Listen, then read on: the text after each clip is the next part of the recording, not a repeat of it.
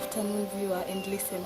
I am your host, Florence Ndongo, and with me here is the chairman of the Political Scientists Society, Mr. Wangengi. Welcome. Thank you so much, Florence. Welcome. Yeah. Mr. Wangengi, tell us what this society is all about. It is a society which is formed by members who have taken political science as their discipline. You can see that we have several societies which are formed by different professions. For example, we have the TSC among others, which deals with teachers. But this profession deals with those people who have done politics as a professional field. You see that majority of the people thinks that politics is all about vying, campaigning, calling people names, but at least there is a discipline. When I say discipline, I mean a course. We call it discipline. There is that discipline which teaches people about politics, pure politics. A good example is that we have our president is a political scientist. I don't know whether you know that. He is a political scientist. The former president, President Kibaki, is a political scientist. Do you know that? The first president was a political scientist. The only exception is the second president, who was a professional teacher. But of course, he used to call himself the professor of politics. So we have maybe he's part of us because he is a self-proclaimed professor, and true he was. But what I'm saying on a lighter note is that this field is made up of people who have taken politics as their field of study. We have several branches of this discipline because we have public policy, public administration, international relations, political sociology, among others. So this is a society which brings all these people together under one umbrella, just like the Royal Society of Kenya, the way it brings together the legal practitioners. Why did you come up with this society? What led you to that idea that you established this society? We have different professions in this world.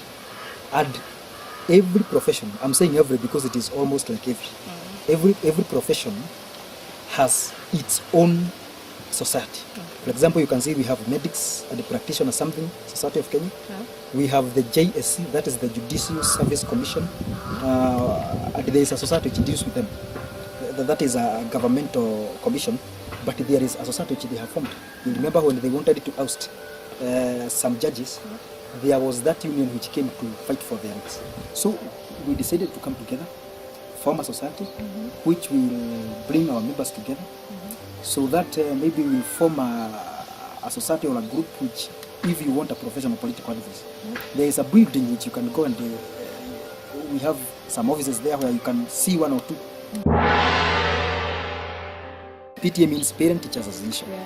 And these are the teachers who are employed by parents.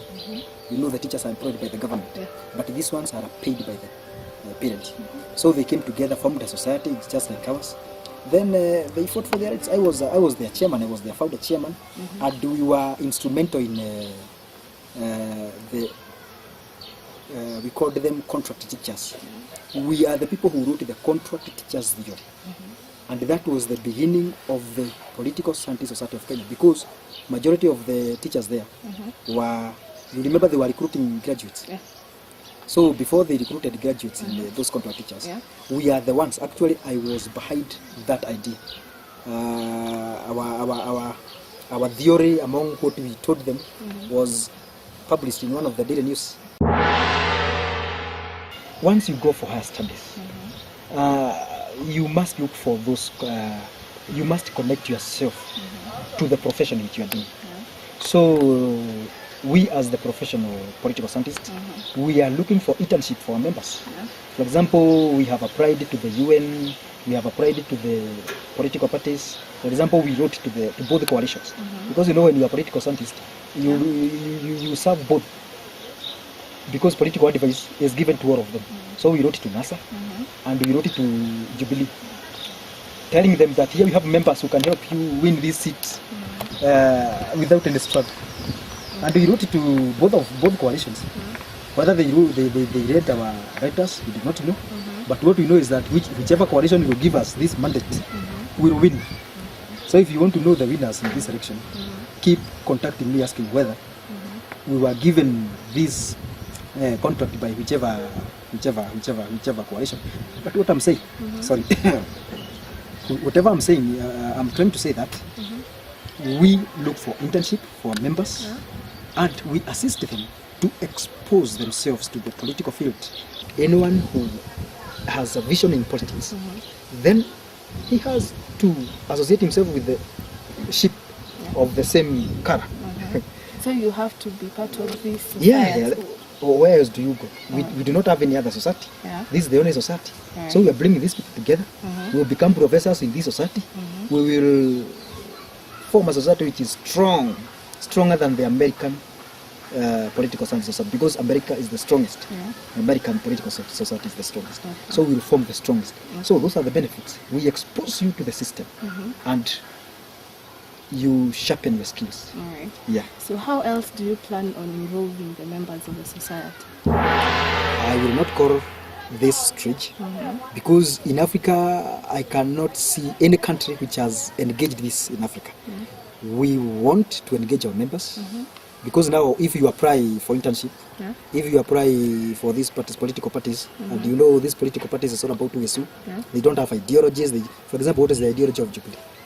Apart from winning 2017 election, winning the 17th election, and winning the 2022 election, what other ideology do they have? What is the ideology of NASA, for example? So you can see in our country, and in Africa basically, we do not have ideology-driven party, we have tribal-driven party, if there's anything like that. So what we are trying to say is that, to do is that, because penetrating the political system is proving to be an uphill task, we are creating that environment within ourselves. And we are engaging ourselves in the day-to-day learning of the government by establishing something called shadow cabinet. Our listener and viewer, that was Mr. Wangengi telling us about the society. Stay tuned if you want to know more about the shadow cabinet. I'm your host, Florence.